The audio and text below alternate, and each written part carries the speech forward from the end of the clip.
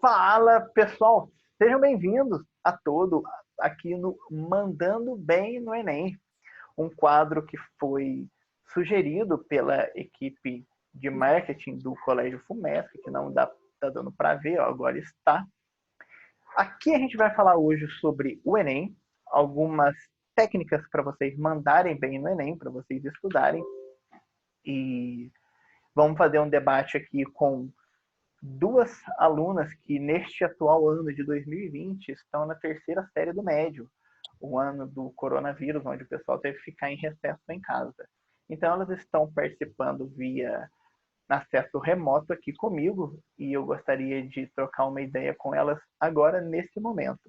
Então aqui na participação da live eu tenho a Gabriele e a Isabelle e elas vão falar um pouquinho sobre quem são elas e como que está sendo esse ano, ainda mais como que é encarar essa tarefa de estudo num ambiente onde você tem que ficar confinado em casa, disciplinas sendo passadas todas as distâncias. Então, meninas, quem são vocês? Apresentem e falem um pouquinho sobre o que vocês esperam do Enem e para todo mundo que está nos assistindo. Quem que vai primeiro? Pode ser você, Gabi, já que você falou. Então, oi gente, tudo bem? Meu nome é Gabriele Noronha Almeida Dias, tem que ser. E eu tô no terceiro ano. E esse ano é um ano muito difícil, né? De todos os jeitos. E a gente tá tentando levar do melhor jeito com esse coronavírus. Ah, certinho, muito obrigado. Fala umas palavrinhas aí pra gente, Isa, para o povo te conhecer. Oi, meu nome é Isabelle, eu estou fazendo terceiro colegial. Está numa fase muito difícil, puxado, por conta de agora estar sendo algo virtual. Tem mais pressão ainda, o Enem não mudou a data e está muito complicado, mas a gente segue firme para ter um resultado bom. Ah, ótimo. Muito obrigado, pessoal. Então, qual que vai ser o objetivo aqui? A gente vai abordar uma série de tópicos. A gente vai falar um pouco sobre o Enem 2020 agora. A zona de conforto que às vezes os estudantes chegam e ficam, o que atrapalha um pouco a aprendizagem. Fatores para anotação eficiente, como que você pode melhorar o seu rendimento na hora que você vai anotar alguma matéria.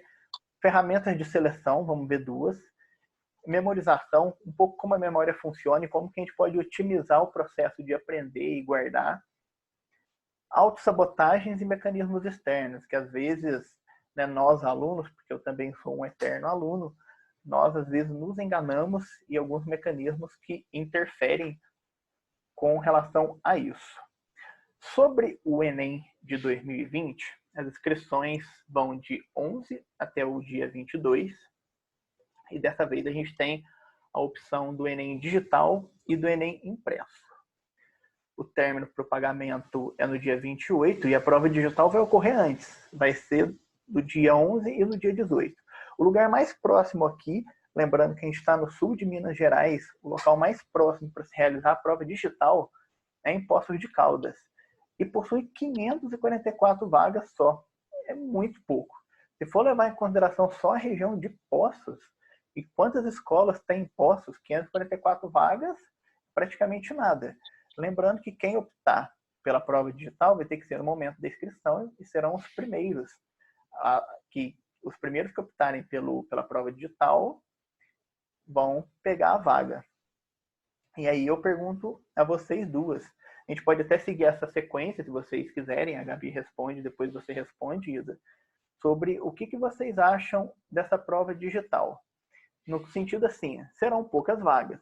É lógico que essas vagas vão ser ocupadas, independente se pelos Poços Caldenses ou pelo pessoal da região, porque são muito poucas. A questão é, o que vocês acham disso? E também, o importante, algo que eu julgo importante, essa prova vem antes. E aí?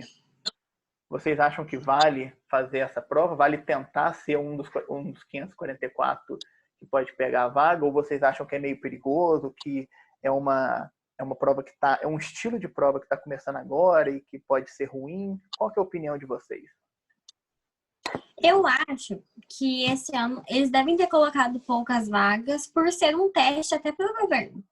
E eu acho que não é o ano pra gente testar, por estar no terceiro ano e tudo mais, é um ano decisivo. E se eu tivesse, tipo, no primeiro, eu provavelmente optaria, porque a tendência é cada vez ser mais online as provas.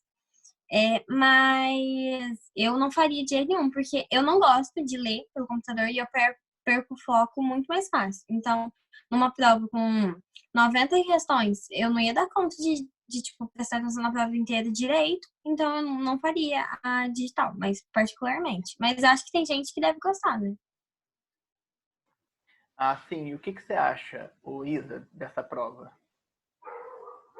Também acho. Acho que deve ser muito mais cansativo por forçar a visão. Eu mesma não gostaria de fazer assim. Eu prefiro mais a prova normal, até porque, como a Gabi falou, é decisivo, então a gente tem que testar do método que a gente já está acostumado mesmo. Mas deve ter gente que acha mais fácil, melhor, então acho que vai de cada um mesmo. Eu concordo com a opinião de vocês, mas algo que vocês não comentaram é em relação a essa data aqui. Na minha opinião, e aí eu queria ver o que vocês achavam, essa data é ruim, porque a gente está falando aqui de quase um mês, 3 semanas. Ou seja, fazer a prova 3 semanas antes de todo mundo é benéfico ou não? O que vocês acham? Pode falar, Gabi. Nessa parte, eu acho que não vai fazer muita diferença, porque em 3 semanas de estudo, eu acho que você não consegue aprender muita coisa. Mas, como tá todo mundo meio que atrasado, eu acho que vai acabar até o outro, eu acho que devia ser mais pra frente. Por estar nesse período, sabe? Sim, sim. E o que você acha, Isa? Eu acho que a data não vai mudar a preparação. Quem já estudou, já está preparando para o Enem, então vai ser normal essa data. Eu acho até legal se fosse mais para frente, por conta disso, tudo está acontecendo, seria melhor se passasse um pouco para frente, né? Então, vocês comentaram de tudo que está ocorrendo e eu tenho um argumento. Eu acredito que esse Enem, não que ele vai ser o mais fácil dos últimos anos, mas eu acredito que vai ser o Enem que vai ter as notas mais baixas. Lembrando que notas baixas não é sinônimo de Enem mais difícil. Eu acredito que as notas serão mais baixas justamente pelo pessoal não está muito preparado para aula à distância. Muita gente está pegando aula à distância. Escola pública está chegando atrasado no sistema de aula à distância. Então, eu acredito que esse Enem será, sim, o Enem das notas mais baixas. E, bom, os gabaritos vão sair no dia 11.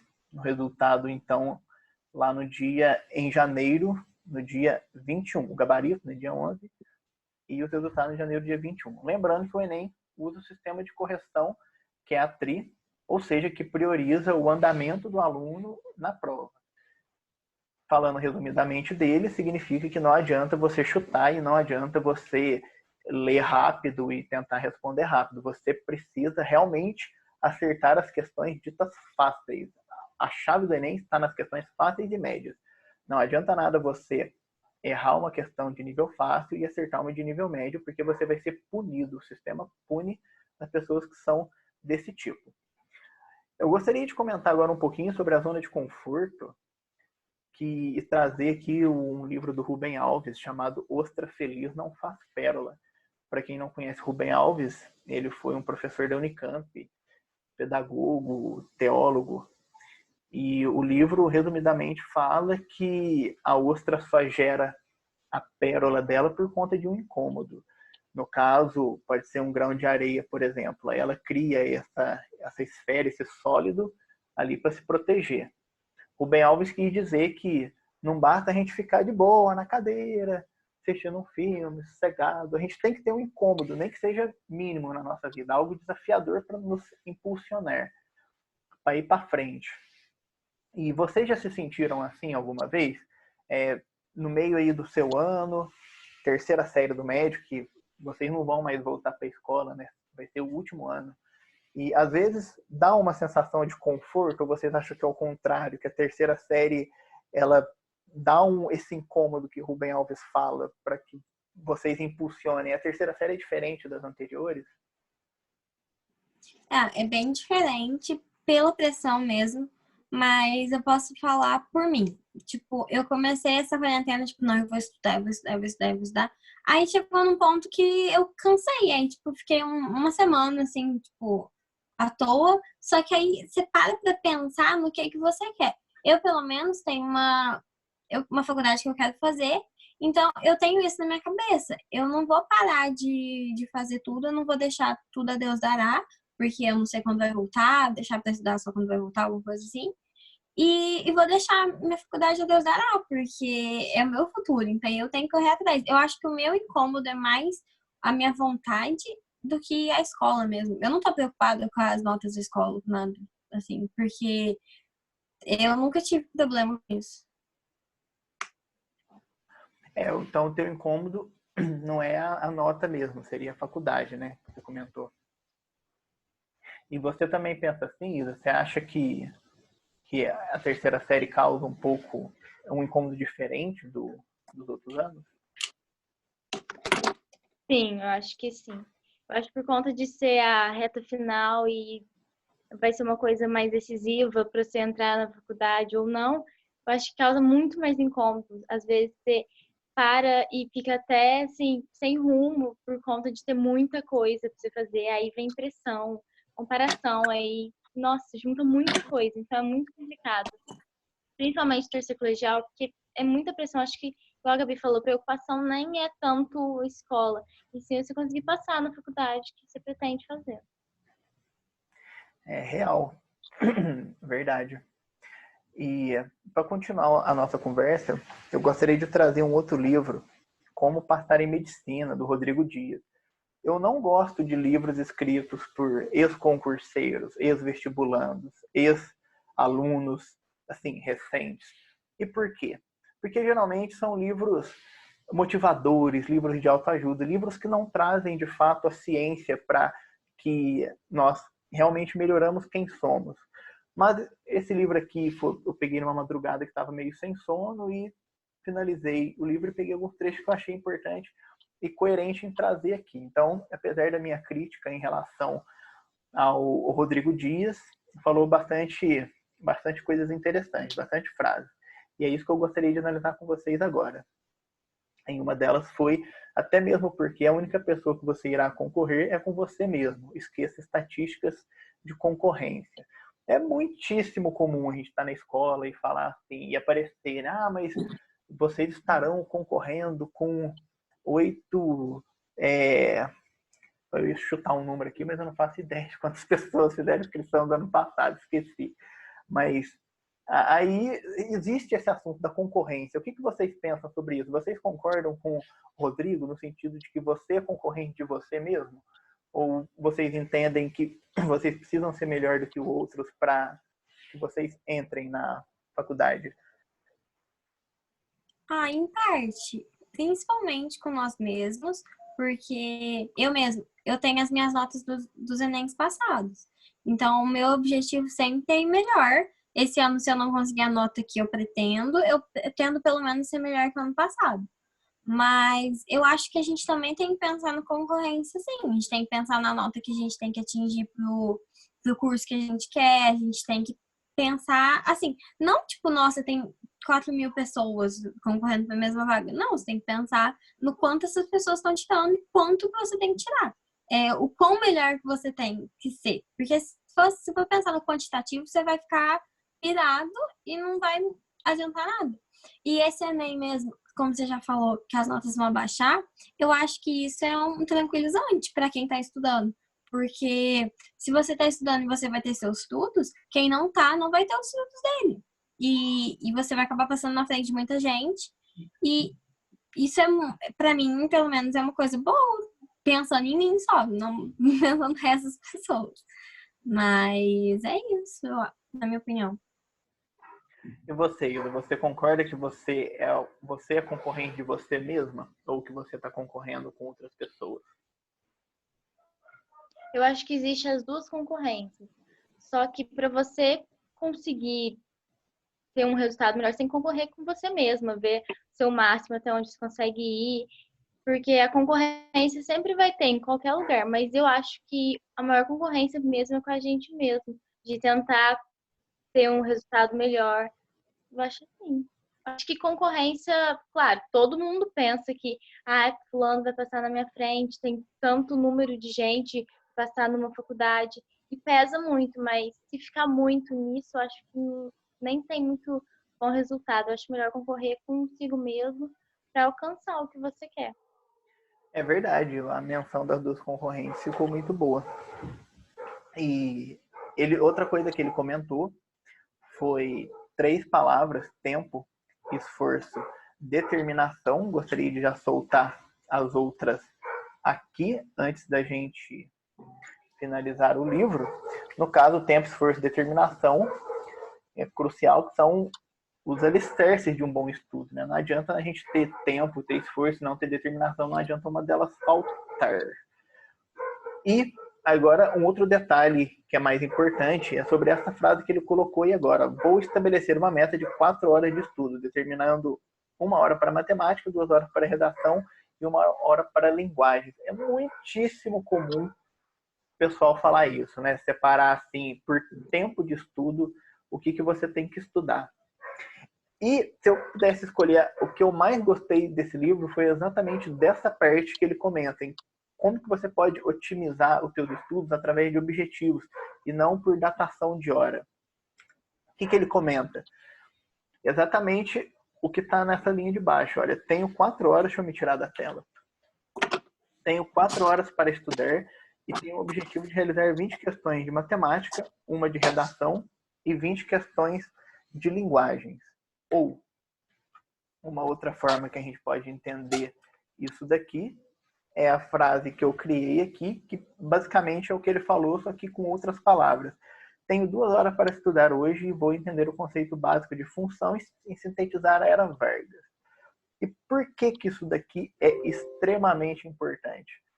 É muito comum nós, estudantes, separar as matérias por tempo. Só que isso não é legal. É muito mais gratificante você terminar um tema e você começar outro. Então, no meu exemplo, por exemplo, de terminar a Era Vargas, se você entendeu a Era Vargas, você cumpriu o objetivo de Era Vargas. Agora, se você fala que você vai estudar 1 hora de história, o que é 1 hora de história?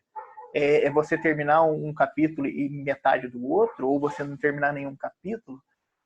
E o que você acha disso, Gabi, desse método de estudo? Você já tentou métodos por hora, por objetivos? Qual foi a tua experiência nisso? Então, eu nunca gostei de método por hora, nem na escola, nem na academia para fazer exercício, nada. Então, eu sempre fiz assim com, tipo, lista de tarefas. Eu tentava fazer com as coisas que deram no dia da escola, que ia fazer tudo no mesmo dia. Só que esse ano não tá dando, porque é muita coisa. Aí eu tô meio que separando um dia por matéria.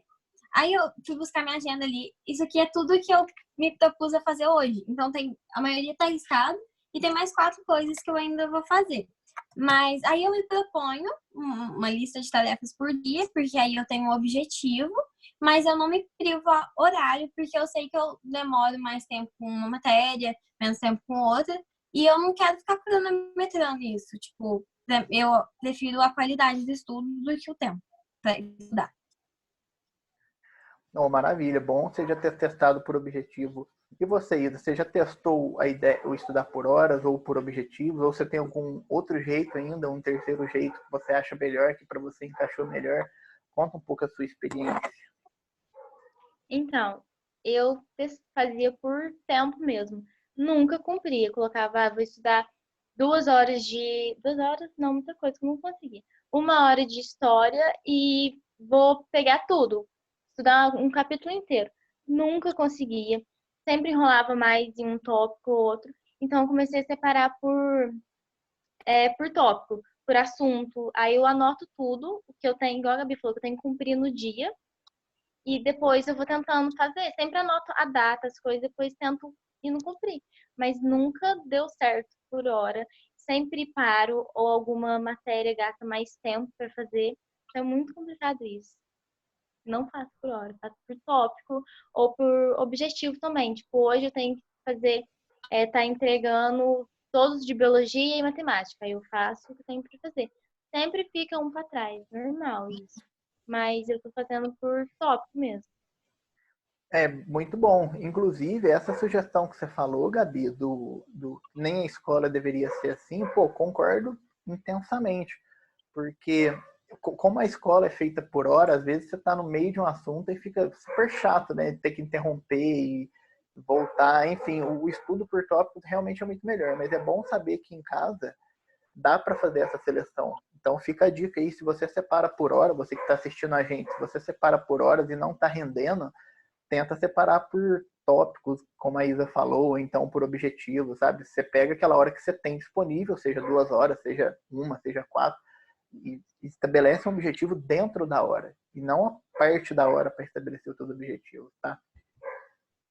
Zona de conforto.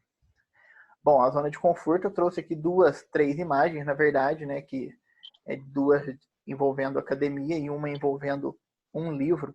Queria dizer aqui, turma, que prova de Enem é leitura. É o que está na imagenzinha da leitura. E a leitura não adianta você nunca ler nada, chegar numa prova imensa como aquela que vai medir a sua resistência e ler. Porque o que vai acontecer? Você não vai ler. É o que vai acontecer. Vai chegar no meio da prova, você já vai estar fadigadíssimo e vai querer ler só o enunciado para tentar responder rápido. E o Enem sabe que você vai fazer isso, vai colocar uma pegadinha no texto. E o efeito 3D dessa imagem deu um efeito maravilhoso no sentido de mergulho. Se você não pegar um livro para que você tenha essa sensação de mergulho, você entrar na história, você se sentir dentro da história, você nunca vai ficar bom em leitura. Não adianta você pegar um livro e ler aquilo ali forçadamente, sem a questão da interpretação, sem entender o que está sendo escrito, você nunca vai virar um bom leitor. E para virar um bom leitor é muito mais fácil do que qualquer pessoa imagina. Pegue algo do seu interesse e leia. Basicamente é isso. Você gosta de moda? Pô, ao invés de você ficar vendo vídeo das blogueiras no YouTube, que não tem problema nenhum também, mas tente pegar textos para você ler. Ah, eu gosto de crime investigativo, CSI. Pega um livro envolvendo aquilo ali, Sherlock Holmes, e leia. Então, se você não treinar se você não ter o hábito da leitura prévia antes da prova do Enem, você não vai chegar na prova do Enem e conseguir ler. Mesmo porque, lendo o livro, você otimiza a sua capacidade de leitura e sintetização, o que vai te melhorar no entendimento da interpretação nas provas, principalmente de linguagens. E aí vem minha pergunta para vocês. Vocês duas leem? E se leem, com que frequência leem? Na terceira série do médio, vocês aumentaram a frequência de leitura? Pior que não, Gabriel. Eu acabei diminuindo a minha frequência de leitura para dar mais destaque aos exercícios e esse tipo de coisa. Eu tô lendo os livros didáticos agora, que a Danusa passa, de redação, mas eu costumo ler bastante. Tipo, até o 9º ano eu lia muito. Aí depois eu fui diminuindo, infelizmente. Mas aqui, ó, em cima estão meus livros, ó. E eu gosto muito de ler, tipo, eu gosto de fantasia, de romance. E eu acho que é muito importante a gente ler o que a gente gosta antes da gente começar a ler esses livros didáticos pesados. Porque aí a gente acaba acostumando. A minha leitura mesmo, eu percebo que é muito mais rápida do que de muita gente. Porque como a gente já tem o costume, você consegue ler mais rápido, consegue sintetizar as ideias mais rápido do que gente que não tem costume. É exatamente essa ideia. Eu gostei da tua estante ali em cima. E você, Isa? Não tenho costume de ler assim, nossa, hoje eu vou ler um livro aqui. Não. Eu sou assim, a pessoa mais forçada a ler um livro. Só leio quando é uma coisa de escola mesmo, que a Danusa pede. Só que os professores sempre estão pedindo para ter uma leitura de livro. Então, eu acho que eu aprendi a ler, a ter uma leitura mais frequente com a escola mesmo. Agora em casa, assim, nossa, eu vou ali ler um livro. Não, não faço isso. Não consigo fazer isso. Não gosto de ler. tô sendo super contrário ao que o Gabriel tá falando, mas ler é muito importante, sim, mas eu não tenho essa frequência de leitura. Mas, claro, eu não sei por quê, eu acho que eu tenho facilidade em leitura. Eu vejo que eu consigo ler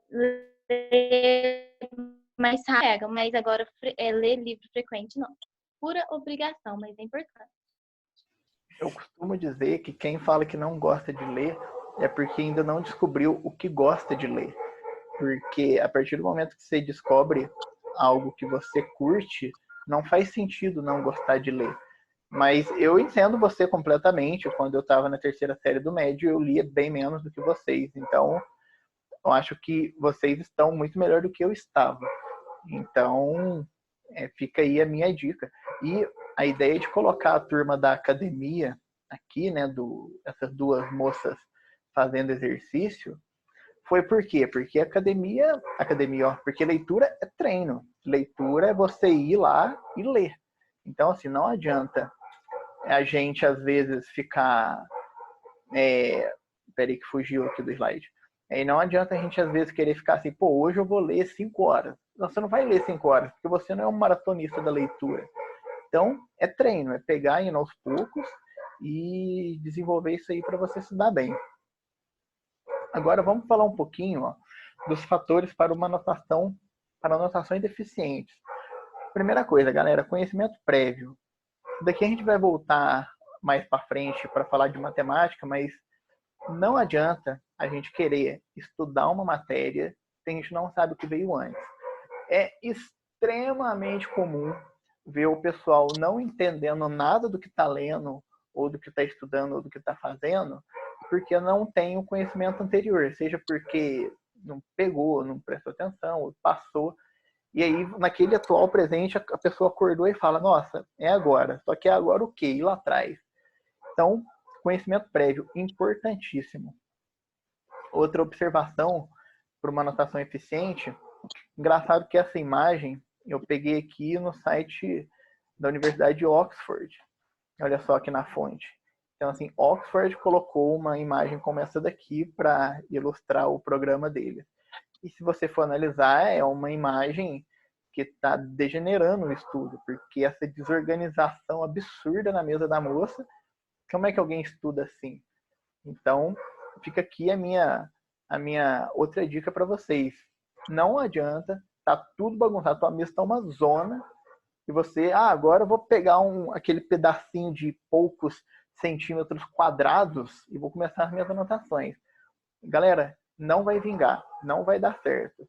Dentro dessas duas perspectivas, turma, como que vocês lidam com os estudos de vocês? Vocês são organizadas ou vocês acham que isso não tem tanta relevância? Qual que é a opinião sua, Gabi?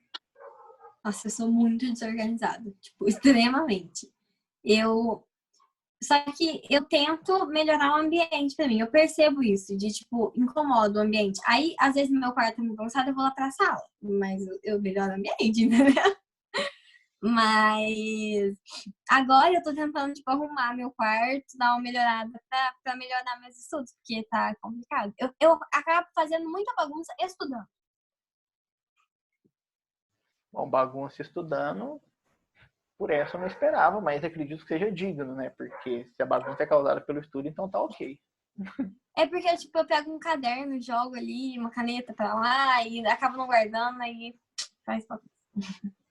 E você, Isa, como é que você lida com isso? Eu gosto das coisas organizadas. Se o ambiente é desorganizado, foge tudo uma desconcentração. Então, eu tenho que antes arrumar o lugar para depois estudar. Senão, não consigo de maneira alguma concentrar. Então, tem que estar tudo certinho, organizado para mim estar estudando. Mas aí, na hora, é folha para lá, para cá. Aí sim, depois é uma bagunça. Mas aí não tem problema. O ambiente tem que estar bonitinho para mim estar estudando. Senão, eu perco toda a concentração. Não tem. Sim, eu acho, quando você falou aí de organizar bem, eu acho engraçado o pessoal falar às vezes, né? Todo mundo se organiza super para ver um filme, né? Às vezes tá lá de noite para querer assistir, não, se não tiver coberto não dá play não. Mas para estudar tá tudo ok, né? Ficar uma zona. Então, assim, tem que lidar com o estudo como se fosse para ver um filme, né? Vai começar um negócio sério que agora temos que ter postura. Gostei do comentário de vocês duas. Eu coloquei essa imagem como fatores para uma organização eficiente no sentido de organização. É claro que, geralmente, essa organização nesse nível denso de colocar até margem nas letras, bordas, é claro que não é todo mundo que consegue fazer isso, tem habilidade ou paciência. Mas isso daqui ilustra um bom sentido de organização. É claro que a sua organização, quem tem que estabelecer é você, do jeito que você gosta de deixar o título, do jeito que você gosta de deixar os textos. Mas é um belo exemplo de tipos de organização. Outro tópico bacana é o estilo e seleção correta da informação a ser anotada. É bom você entender o que você está estudando. Às vezes eu vejo a turma já começar estudando o que está errado. A pessoa seleciona o tópico para ser estudado, só que a seleção do tópico já está errada, ou já está na ordem errada. Aí como é que você é eficiente nisso? Não tem jeito. Então, antes de começar o seu estudo, você pode pegar uma folha e anotar, sintetizar as ideias, falar, hoje eu preciso estudar isso, estudos centrados em objetivos, lembra? O que você precisa estudar? O que você está estudando está correto? A fonte está correta? Você está pegando de um livro didático ou você está pegando da internet? O que está na internet está certo? Você verificou a fonte? Então, assim, de nada adianta você estudar, de nada adianta você organizar se o que você está consultando para estudar não está legal. Aqui são 2 exemplos de estilos e busca da informação para você estudar. A ferramenta de títulos, agora a ferramenta de seleção. Vamos ver títulos, como que funciona a ferramenta de título. O nosso cérebro, pessoal, é super limitado. Apesar de ter aquelas conversas de nós só usamos 10% do cérebro, se a gente usasse 12%, a gente ia voar. Pois é, mas a gente não voa ainda, né? Então não chegou a 12%. Então, já que a gente utiliza tão pouco da nossa mente, como que a gente pode otimizar isso daí? Uma das formas é a ferramenta de título. Então, o seu objetivo, num exemplo de história, não é entender densamente como que funciona a sociedade feudal, todos os mínimos detalhes da sociedade feudal. Você tem que entender o funcionamento básico e resumir isso daí de tal forma que, falamos em sociedade feudal, você já sabe dizer o que é aquilo ali. A ferramenta de título pode ser usada num monte de matéria. Ela se resume em você falar através de uma ou 2 palavras o que significa todo aquele trecho, todo aquele parágrafo. E aqui tem um exemplo na história, né, de sociedade feudal. Um outro exemplo é na parte da biologia, quando a gente fala de carboidrato. E, de novo, o jeito que você vai estudar, aí cabe a você. Mas você tem que procurar uma forma de fechar todo aquele link, todo aquele grupo de estudo em uma palavra. A ferramenta de título fala isso. Aqui, por exemplo, a gente está usando a palavra carboidrato para fechar amido, monossacarídeo, pentoses, açúcares. E aí, baseado no seu estudo, você dá preferência para uma ou outra palavra, mas falou em carboidrato, fechou todo o contexto. Aqui um exemplo na filosofia, falando de contratualismo, fechando então Jean-Jacques Rousseau, John Locke e Hobbes, e lembrando que aqui nós temos vários títulos. Contratualismo, Jean-Jacques Rousseau, um título, estado de natureza, um título dentro de outro título. O que resume bem a ideia. E o marca-texto, uma outra ferramenta de seleção, o que eu vejo que é muito comum, é o pessoal achar que marca-texto é como se fosse sinônimo de aprender. Assim, se eu marquei com texto, eu aprendi. Aí eu já vi a galera pegar aqueles textos enormes e a maioria já está com marca-texto. E, tipo, isso não faz sentido algum. Porque o marca-texto, ele foi feito para você grifar cerca de 10 a 15% do texto. É uma palavrinha ou outra, é uma frasezinha ou outra. Tipo isso daqui, olha, tem um texto enorme e eu achei essa frase importante. Então, essa frase, ela ou vai resumir, ou vai sintetizar, ou vai disparar um gatilho em mim para que eu lembre aquele trecho. Então, o marca-texto é uma ferramenta de seleção única e não para você selecionar o texto.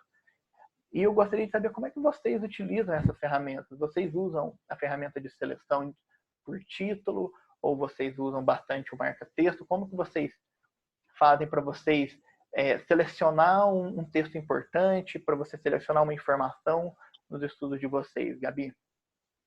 Eu uso bastante marca-texto, assim. Tipo, eu não costumo grifar muita coisa, mas eu grifo palavras importantes. Tipo, começa com... Sabe, o que junta a frase eu não grifo as palavras que são importantes. Porque na hora que eu quero ler de novo, fica mais fácil. E o negócio de título eu acho muito legal, porque quando você faz um resumo mesmo, os títulos eles chamam a atenção daquilo, aí você acaba lembrando de onde que estava no resumo e lembrando da matéria. Eu, pelo menos, eu lembro de onde estava no resumo, que cor que era, e aí eu lembro da matéria. Tem os marca-texto por cor também, né? Uhum. Verdade. E você, Isa, você usa alguma ferramenta para seleção? Ou você tem alguma outra, tipo grifar com caneta também vale? O que você faz? Eu, até ano passado, costumava grifar tudo. Eu acho que ficava uma linha faltando sem grifar. Marcar tudo, passava em tudo, porque pra mim tudo era importante. Eu podia perder uma informação, uma palavrinha, que eu já grifava tudo. E era muito ruim, porque depois eu tinha que ler tudo de novo, sempre retomava a mesma coisa. Só que agora eu tô pegando e separando por parágrafo. Eu pego o parágrafo e escrevo na frente pra aquilo lá. Tipo assim, falou sobre alguma coisa. E dou o título na frente, grifo só assim as palavras bem chave mesmo, 2, 3 palavras, e faço isso no texto inteiro. Mas antes, nossa, usava muito marca-texto, grifava a página inteira. Tudo era de marca-texto. Sim, isso não é nada eficiente mesmo, porque é o que você falou, acaba tendo que voltar e ler de novo. O marca-texto foi feito para disparar o gatilho na tua mente. Opa, peraí, eu grifei isso aqui, então se eu grifei isso aqui é porque isso aqui já junto com isso e vai chamando, né? Exatamente. Agora vamos entrar no que eu diria talvez a parte mais importante dessa conversa que a gente está tendo, que é a memorização. Falar um pouquinho como é que funciona a nossa memória e começar com a transitoriedade. Transitoriedade, senhoras e senhores, vai ilustrar perfeitamente porque nós somos falhos, porque nós esquecemos. A transitoriedade explica a falha do vestibulando, explica o branco, explica o esquecimento. E o que é a transitoriedade? Imagine que você está lá, todo pimpolho e toda pimpolha, você foi para a aula representa o dia 1, como está na imagem aqui. Aí você foi para a aula, o professor passou a ideia, seja de qualquer matéria, matemática, física, biologia, ele passou a matéria e o teu conhecimento da matéria está aqui em 100%. Olha, está em 100%, você entendeu tudo que ele falou. Você sai da aula, você sabe dizer para o teu colega o que ele falou. Ok, missão cumprida. Cheguei em casa, morri. No dia 2, galera, olha para onde caiu o teu conhecimento. Teu conhecimento caiu para menos de 50% de retenção da matéria. O que você aprendeu no dia anterior, metade já era. Aí você fala, tá, mas como que a gente pode recuperar isso? Pô, você pode recuperar nessa linha amarela, olha. Se você fizer 10 minutos de revisão daquela matéria por dia, é lógico que isso daqui é uma estimativa. Às vezes você precisa de 15, às vezes você precisa de 20, mas às vezes você precisa de menos também. Mas se você fizer numa média de 10 minutos de revisão daquela matéria, os 100% do dia anterior voltam à tona. Então a tua mente já está super atualizada. E de novo, se passou do dia 2, vou até me tirar da tela aqui. Se passou do dia 2, depois de uma semana, olha, dia 7, se você não fez a revisão, olha para onde está indo o teu estado de retenção da matéria. Depois de 30 dias, você já não lembra mais nada. Você lembra 10% do que você aprendeu. Isso é nada, você esqueceu tudo. Agora, se você pratica o processo de relembrar da matéria, olha, no segundo dia, você pratica uns 10 minutos. Depois de uma semana, você volta 5 minutos naquela matéria. Olha como fica lá em cima a ondinha do conteúdo. Você não esquece. E depois de um mês, você não precisa mais de 10 minutos, você precisa de 2 a 4. Então, qual que é a dificuldade de você fazer uma prova como o Enem? É você manter um ritmo de estudo como esse aqui em cima um ano inteiro. Só que matérias vão sendo adicionadas, acrescentadas, anos após anos. Se vocês não praticarem a transitoriedade com frequência, lembrando que quanto mais você vê a matéria, menos você precisa fazer a recapitulação dela. Se você não fizer isso, você vai cair no pecado da transitoriedade. Quem falou isso daqui foi o Alberto Del Sola. Inclusive, vocês podem procurar pelo canal dele no YouTube. É o campeão de memorização americano, latino-americano. O cara até escreveu um livro falando sobre isso daqui. E vocês são assim, meninas? Vocês praticam a revisão ou às vezes vocês não praticam? Vocês já sentiram a transitoriedade tomar conta, a matéria cair no esquecimento? Fala um pouquinho sobre isso aí, Gabi. Eu queria que eu fizesse, Gabriel, mas eu nunca parei pra pensar em fazer isso. E, tipo, já percebi, sim, que, tipo, matéria do primeiro ano mesmo que eu sabia, tipo, craque, agora tá revisando no terceiro, eu não lembro de nada. Eu devia lembrar. Aí, mas é uma coisa, uma ideia boa para se começar a fazer. E você, Isa, você pratica essas revisões constantes ou também deixou cair no pecado? Deixei cair. É igual a Gabi falou, coisa que eu lembrava no nono ano era muito boa. Hoje em dia eu falo, nossa, não sei.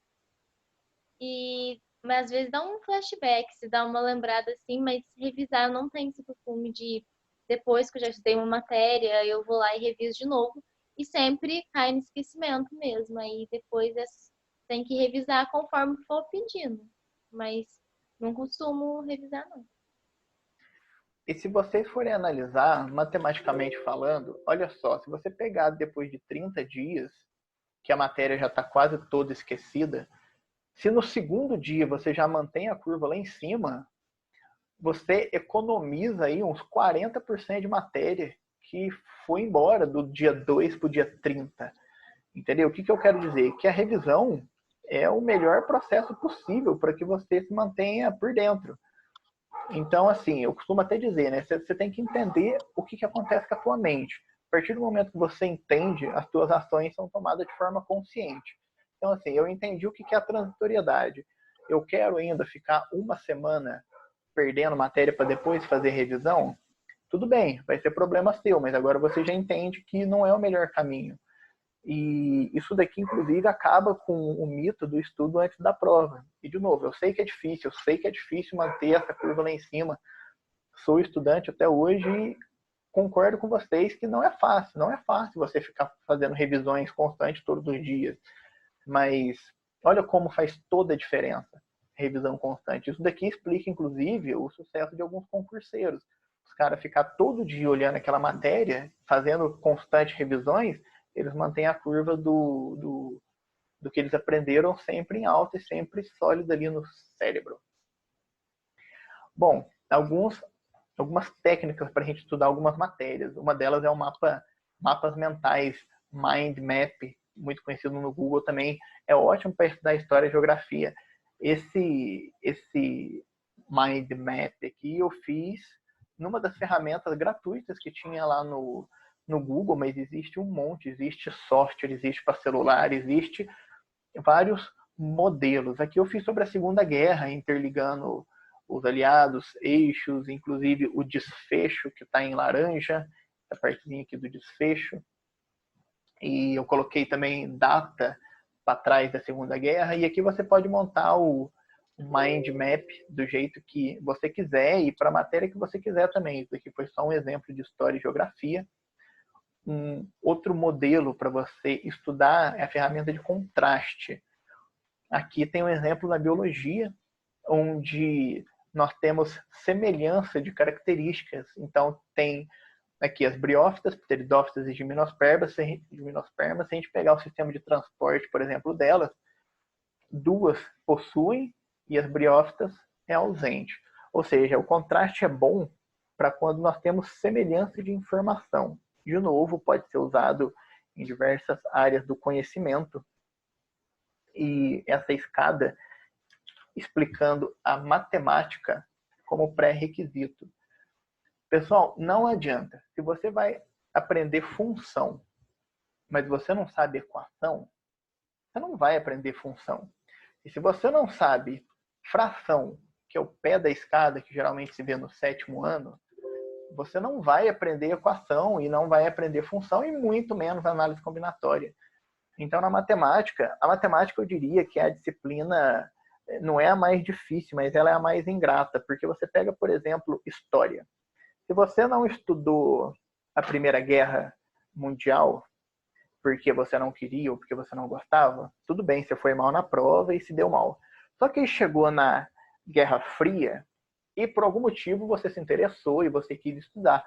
Em história é possível, apesar de a gente saber que eventos passados interferem nos eventos futuros, mas na escola é possível você não saber nada de Segunda Guerra e ir bem em Guerra Fria, por exemplo.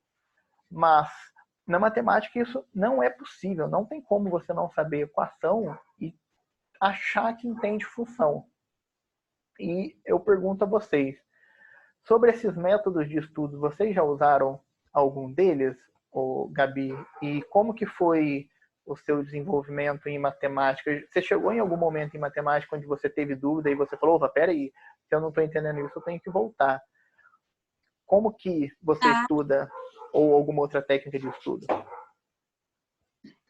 Matemática, eu costumo focar mais em exercício mesmo. E quando eu tenho alguma coisa que eu lembro, assim, nossa, isso aqui eu já estudei e eu não sei. Eu volto e dou uma olhada, e aí na hora que eu lembro, eu já termino e faço. E eu acho que isso é bem efetivo com a matemática, porque não é tão teórico. As matérias mais teóricas eu estudo, faço resumo igual todas as outras, mas matemática eu prefiro focar mais em exercício, é uma exceção. E como é que você faz, Luísa? Você usa algum método especial para você estudar? Você já tentou mind map ou fazer tabelas como contrastes, o sistema de contraste? E como é que foi o seu desenvolvimento na matemática? Na matemática, eu costumo praticar, fazer exercício. Quando eu vejo que eu consigo realizar todo o exercício de tal conteúdo, aí eu sigo com a matéria. Mas muitas das vezes tem alguma coisa que me pega, sei lá, dá alguma fórmula que eu preciso usar e eu não lembro, eu tenho que voltar para poder retomar, para depois continuar. Aí vai por assim, mas eu não costumo usar tabela, não. É mais praticar exercício na matemática. Então, eu vejo muita gente na matemática ter essas dúvidas, sabe? A pessoa está errando aquilo ali, está errando trigonometria, por exemplo, mas não entende nada de ângulos. E aí a pessoa fica errando em trigonometria, achando que o erro está em trigonometria, sendo que o erro está muito antes. Então, bacana vocês duas terem essa sensibilidade, você que está nos assistindo precisa ter também. Precisa reconhecer que a sua falha não é ali e que vem antes, o que não tem problema nenhum. Às vezes você não estava num bom momento para aprender, às vezes o professor não contribuía. E você tem que ter humildade de falar, pô, realmente não sei, eu tenho que voltar. Diferente, por exemplo, geografia ou história, que você pode ter perdido um assunto passado, mas você vai bem nos assuntos presentes. A autossabotagem. Daqui é uma imagem mista, o celular ligado e o celular desligado. Adianta você se auto-sabotar na hora dos estudos? Igual eu estava conversando com uma aluna outro dia, né, sobre ficar com o celular ao lado e vir e falar, eu desabilito todas as notificações, exceto o WhatsApp. Ué, mas então, não, aí não casa a ideia. Por que não WhatsApp? Porque se você vai desabilitar toda a notificação, desabilita tudo, então desliga o celular. Vocês passam por isso daqui, pessoal, do celular ligado. Dá até para fazer um negócio aqui, ó, celular com chamada lá, o Instagram chamando, como se fosse uma ligação, né? Vocês caem no processo da autossabotagem, meninas? Como que vocês lidam com o fato de que vocês estão enganando vocês mesmas? Eu sempre deixo meu celular longe de mim. Tipo, eu tô aqui, eu deixo meu celular lá na cama, pra eu não conseguir ver o que é. Mas a maioria das vezes eu desligo as notificações e agora que tá tendo online, eu tô deixando tudo desligado. Até, o povo até me xinga no WhatsApp que eu não respondo ninguém.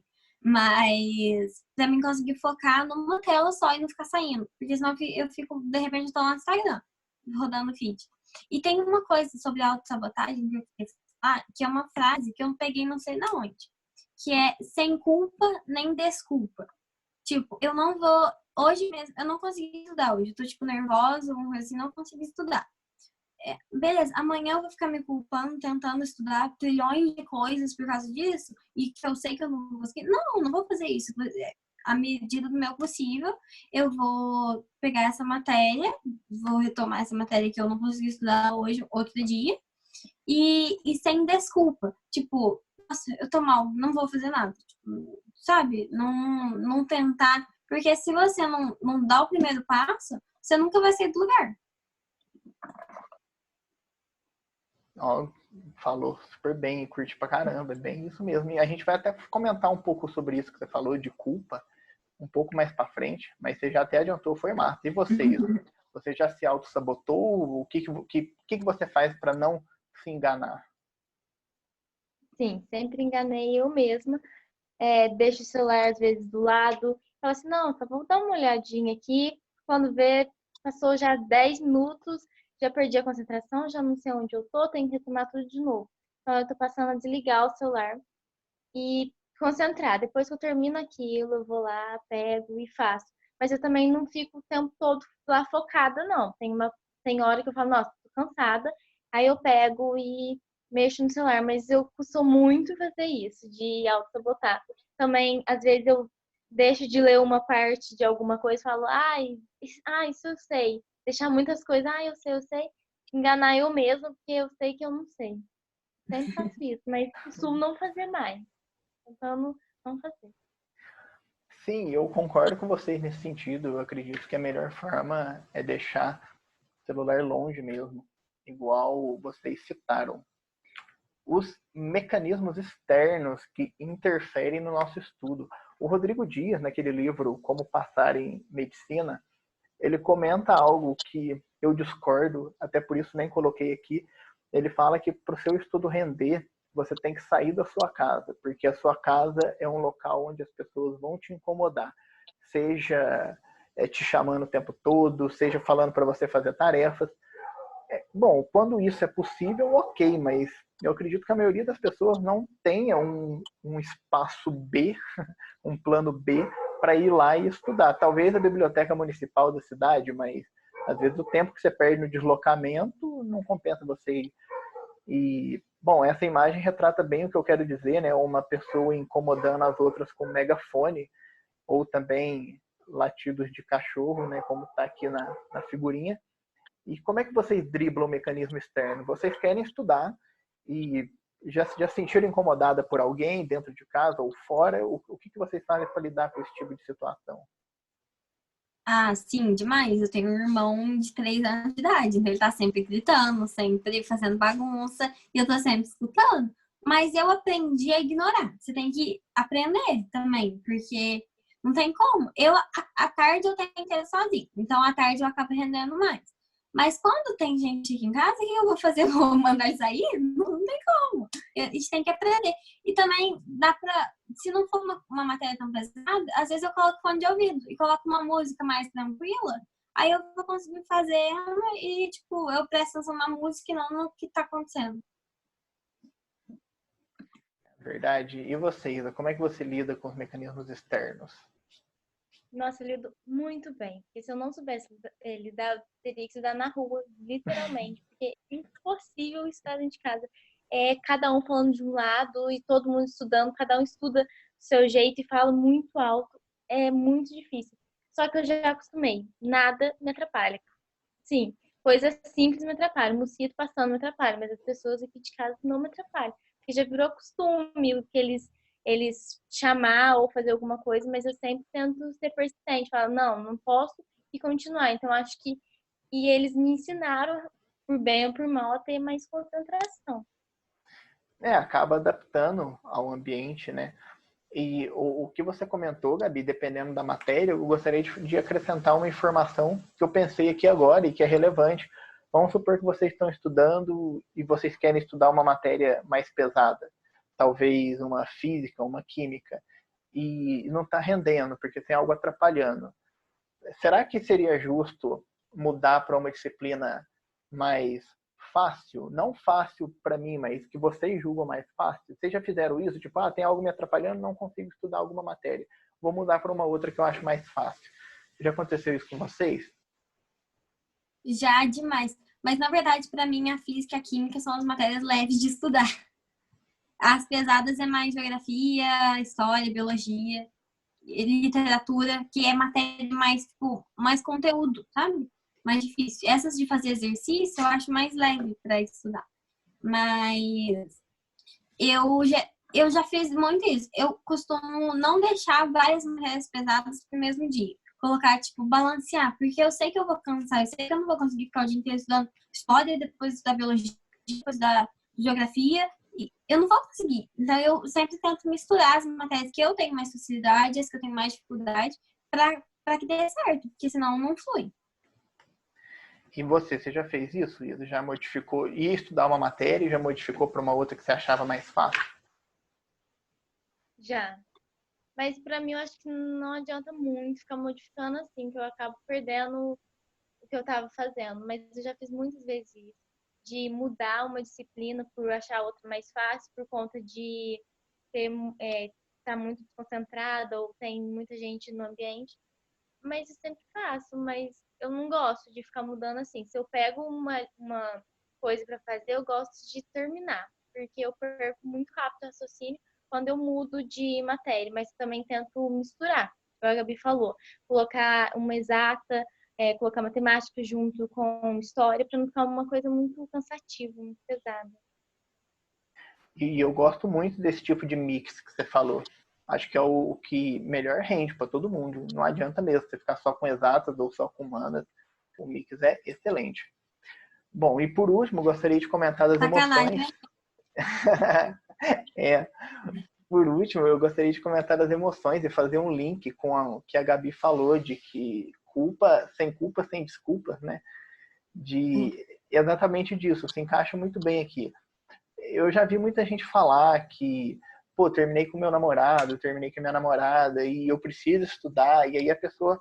Não, aí você entra no limbo nessa hora. Você entra no limbo. Por quê? Porque você fica no quarto, lá em frente à tua mesa, e não rende, mas você também não sai.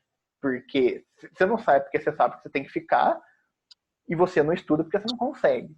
Então, nesse momento, você entra no limbo humano, né, que é onde você não faz nada, você não produz e você não descansa. Então, você está naquele momento que, se você morresse ali, estava melhor ainda. Então, o que você tem que fazer nesse momento? Não só como tristeza, que foi algo que eu coloquei aqui, mas o que a Gabi citou como culpa é excelente. Então, você pode estar com raiva, por exemplo, com ódio. Pessoal, passe longe dos estudos nesse momento. Não vai adiantar. Você tem que ter a ciência de que não vai adiantar. Porque a partir do momento que você entende que o seu estudo não vai render naquele momento, você parte com um plano B, que é você lutar contra aquilo que você está sentindo. Pô, você está triste, vai atrás de algo que te deixa feliz, vai desabafar com alguém. Você está com raiva, vai procurar algo que te deixa mais calmo. Aí as pessoas viram e falam, mas eu tenho prova amanhã, eu preciso estudar. Sim, eu entendo, meu amigo. É triste você não conseguir estudar e, infelizmente, o mundo não está girando ao seu redor e esse dia foi um dia que foi perdido para você. E você tem que ter essa consciência. Entender que o seu estudo não vai render porque você quer. O estudo vai render porque uma série de variáveis estão fechando e fazendo com que você aprenda. Uma delas, que é a emoção, pode te atrapalhar ou pode te intensificar. Se ela está te atrapalhando, você tem que lutar primeiro contra esse obstáculo para depois você pensar e começar a aprender. Vocês passaram por alguma experiência desse tipo? Vocês ou brigou com o namorado, com a namorada, com crush e tinha que estudar porque tinha prova, ou tinha que estudar porque tinha algum exame? E como é que vocês lidaram com isso? Na questão de, tipo, nossa, brigar com alguém, essas coisas, eu estudo do mesmo jeito. Eu não fico muito noiada com essas coisas, não. Eu falo, não, eu vou estudar, acabou. Mas eu sou muito ansiosa. Então, às vezes, a minha ansiedade não me deixa estudar. Às vezes eu fico tão, nossa, meu Deus, eu não vou conseguir, eu não vou conseguir, eu não vou conseguir, que eu não consigo estudar. Porque aí eu não vou conseguir mesmo. Mas o que eu tento fazer, principalmente agora nesse tempo de quarentena, que a gente tá mais propício à ansiedade, mais propício a ficar, tipo, desesperado, é tentar manter uma rotina. Porque me ajuda a ficar mais tranquilo. Eu mesma tava sentindo muita falta da academia. Aí eu comecei a fazer exercício em casa pra me desestressar. Porque se eu ficar só estudando, eu vou ficar noiadérrima e não vou conseguir estudar. Aí não adianta nada. Aí eu vou ter que parar uma semana, ficar à toa uma semana, perder uma semana de estudo. E eu acho muito importante isso de parar também, sabe? Você saber a hora que você não aguenta, a hora que você precisa parar. Porque senão você não vai conseguir seguir. Se você for ficar atenta, vai ter uma hora que você não vai aguentar mais. E quanto mais você postergar isso, mais tempo você vai ficar parado. Então é melhor, tipo, você saber a hora que você precisa parar. E você, Isa, você já foi vítima das emoções? Conta um pouquinho aí pra gente como é que você lidou com isso.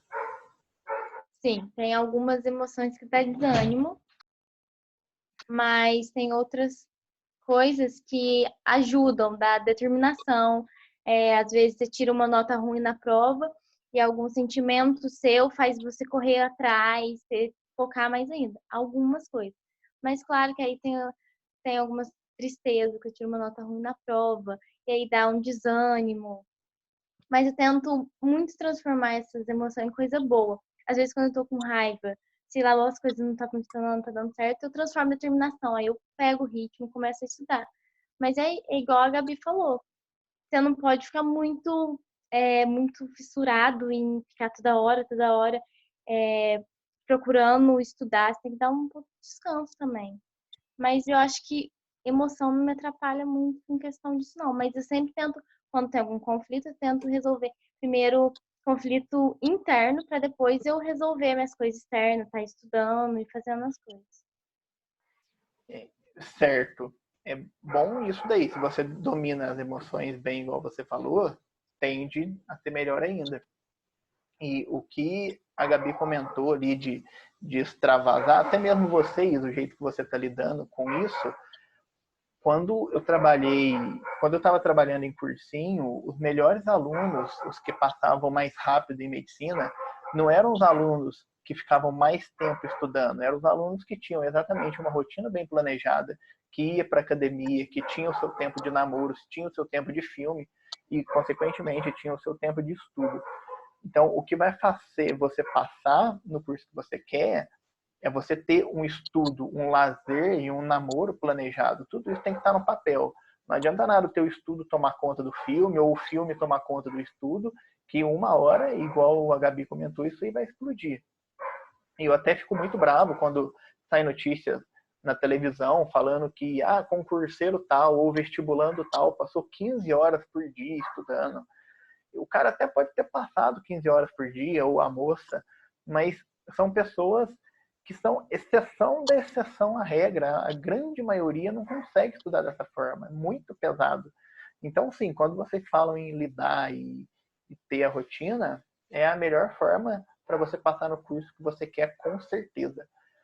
Bom, turma, eu gostaria aqui de fazer uns agradecimentos a vocês duas, então, por ter participado aqui com a gente, ter gerado esse material. A participação de vocês foi fundamental. Eu adorei ter conversado com cada uma de vocês, Gabriele e Isabelle. Eu gostaria de agradecer também ao marketing do Colégio FUMESC. Em especial, não coloquei o nome dela aqui, mas a Carol, que deu a ideia de fazer esse bate-papo e jogar no Instagram do colégio, mas que essa apresentação vocês também estão assistindo, porque foi para aí graças a ela. E gostaria de te falar, Gabi, as suas últimas palavras ou dicas que você pode fornecer para quem está nos assistindo, algo sobre a apresentação que você gostaria de acrescentar, que não foi dito, que você acha relevante. Quais são suas últimas palavras? Eu queria agradecer pelo convite, acho que foi muito importante eu ter participado. Foi bom para mim ver o que eu tô errando, ver o que precisa ser feito. E eu queria perguntar uma coisa. Como que você acha o meio mais eficaz de manter? Tipo, tá bom, eu sei o que eu tenho que fazer, mas como que eu vou manter isso? Tipo, como que você acha? Eu não entendi. Como assim? Como que você vai manter? Você tá falando como que você vai manter a Você... rotina? Isso, como que você consegue manter? É uma pergunta muito boa, apesar de simples, ela é difícil.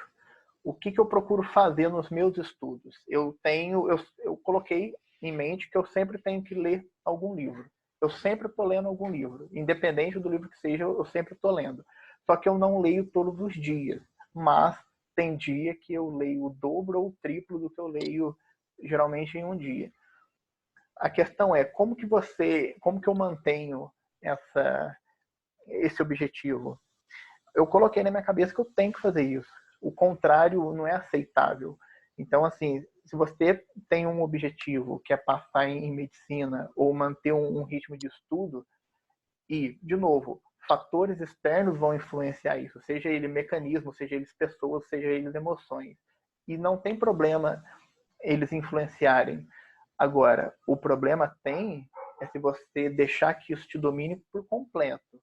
Então, se você pegou aí 1 ou 2, talvez 3 dias de bad vibes total, ou então até mesmo como você falou antes, uma semana, não tem problema. Não vai ser uma semana de estudo que vai fazer a tua nota cair de 800 para 600 no Enem.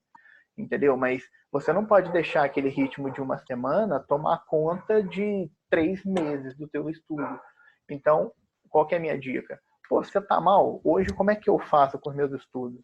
Eu tô mal? Eu deixo eu ficar mal. Eu não me esquento, não. Tipo, tô bravo com alguma coisa. Beleza, tô bravo. Sento aqui e vejo 2 filmes. O que rendeu meu dia? Rendeu nada. Mas, pelo menos, eu sei que no final daquele segundo filme, talvez, eu já estou bem melhor do que quando eu estava antes. E aí, esse meu melhor vai me fazer ser melhor amanhã. É isso que eu acredito que o estudante tem que fazer. Você pode estar péssima hoje, mas o que você está fazendo para te melhorar, para que amanhã ou semana que vem você já venha com tudo. Agora, eu vejo muita gente falar assim, o Enem é muito difícil, larga a mão. A pessoa tem 1 ano para estudar para a prova, mas em fevereiro já está assim, quer saber? Larga a mão, dá não. O que eu fiz, o que eu aprendi lá na primeira série do médio não valeu, não. Aí, tipo, a pessoa já entrega tudo. Aí quando falta 3 meses pro Enem, 3 meses, a pessoa fala, nossa, peraí, agora que tá chegando, deixa eu ver o que dá para fazer. Entendeu? Você se deixou entregar por aquele período imenso. Então, assim, de novo, você não tem que carregar a culpa por poucos dias, ou até mesmo poucas semanas. Mas você jamais pode deixar esse sentimento de lentidão te dominar. Isso você não pode. Não sei se eu respondi a sua pergunta, era isso? É. Certinho. E sobre você, Isa, o que você tem? Quais são suas últimas palavras? O que você achou? Você tem algo a acrescentar? Algo que não foi dito que você pratica no seu dia a dia? Primeiro, obrigada, Gabriel, por me chamado. Acho que foi uma conversa muito bem fundamental, né? Porque às vezes a gente fica perdido, não sabe se a gente está estudando certo, se está seguindo uma linha que vai dar certo. Acho que teve muita coisa válida aqui. Eu acho que, não sei, eu acho que é isso. Eu acho que a gente também, umas coisas que eu peguei, a gente não pode ficar muito frustrado, mas não pode ficar na nossa zona de conforto. A gente tem que sair do nosso conforto, procurar saber mais, correr atrás das coisas, mas sem a gente estar frustrando muito, fazendo as coisas muito excessivas. Então, correr atrás mesmo, estudar nem sempre é bom, mas se você quer ser alguém na vida, quer fazer alguma coisa, o caminho é estudar mesmo. Não tem solução, não tem nenhuma forma. Tivesse, seria muito massa, mas ainda não tem. Eu costumo Dormir dizer, tudo. eu costumo Uhum. dizer que estudar é o caminho mais fácil para você se dar bem, porque o pessoal fala, se eu roubar vai ser o caminho mais fácil. Pô, roubar é muito mais difícil. Roubar é muito mais difícil que estudar, porque, primeiro, eu tô falando de um roubo bom, né? Não um roubo idiota que você vai lá sem plano nenhum e você é pego 2 dias depois. Mas, pô, para você bolar um roubo que seja eficiente, que você saia ileso, saia sem passagem nenhuma, ninguém te filmou, ninguém te pegou, é muito mais difícil do que você sentar e estudar e passar num curso, numa faculdade, por exemplo. E outra coisa que eu lembrei aqui agora, Gabi, que incrementa a minha resposta, é que durante toda a minha vida, até eu diria o final da minha faculdade, eu entendia que o meu estudo dependia do professor. Eu guardava isso comigo. O professor é ruim, eu sou pior ainda. Porque se o professor é ruim, ele não consegue passar o que eu preciso saber para lidar bem com a matéria. Eu sempre levei isso para frente na minha vida e sempre foi um erro. Hoje eu descubro que o meu aprendizado ele depende exclusivamente de mim e o seu aprendizado depende exclusivamente de você. Se o teu professor é ruim, e você usa isso como desculpa para que você seja ruim também, você está entrando na vibe. E você não tem que fazer isso. teu professor é ruim, pô, pega o tópico que você tem que estudar e vai você atrás do tópico. Vai na internet, vai no YouTube, procura os livros referentes. Geralmente, por pior que seja o professor, ele vai saber indicar uns livros. Seja didático ou seja algum texto referente à matéria. Então, mesmo que o professor seja péssimo, dá para você ir atrás sozinho e estudar, sabe? Chega para ele com dúvidas. Então, isso foi algo que me prejudicou. Porque quando eu era ruim em muitas matérias, eu jogava a culpa no professor. Eu falava, mas o professor também é ruim, então você quer que eu seja bom como? E hoje eu vejo que o meu estudo depende de mim. É lógico, um bom professor, ele auxilia você a ser melhor ainda, mas você não pode usar isso de desculpa para que você também seja ruim. Se ele for ruim, o problema é dele, sabe? E quem é o ruim é ele, você não pode ser a ruim também. Aí depois que eu entendi esse conceito, o meu nível de estudo melhorou muito, porque hoje eu vejo que, pô, depende de mim. Se eu ficar ruim, meu estudo vai ser ruim. Se eu quiser ir mais atrás, eu vou ficar melhor. Realmente. Então, acho que isso aí é importante ter essa ideia também. Bom, eu gostaria de falar aqui, então, agradecer vocês duas, como eu já falei, e valeu pela Carol, pela oportunidade de você nos deu de sugerir um tema bacana como esse e da gente trocar ideia. Valeu, pessoal. Até mais. Boa noite, bom dia, boa tarde, dependendo do horário que vocês estão vendo. Tchau, tchau. Curte, compartilha, se inscreva no canal. Inscreve no Verdade, canal. pessoal. Se inscrevam aí, Ativa o compartilhem sininho. e mandem para os seus amigos que são vestibulando também.